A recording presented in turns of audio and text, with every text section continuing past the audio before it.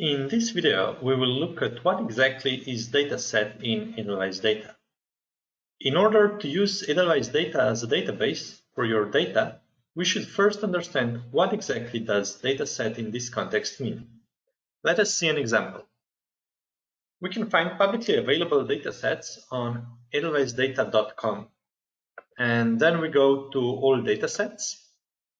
Here we get a list of datasets and we can pick one. Here I have opened one of the datasets published in EdelweissData. Every dataset is split into three parts. The first part is actual data. This is the main part of the dataset. It should be in a column-based format. So every column contains a single type of data. For example, here we have one column for gene names, one for compound names, one for concentrations, and so on. The second part is metadata.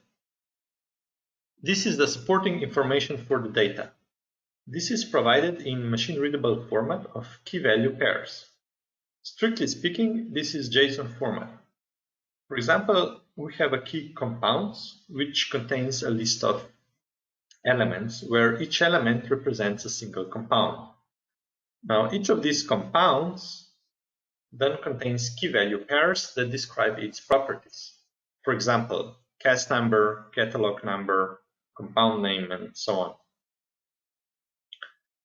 The third part is description.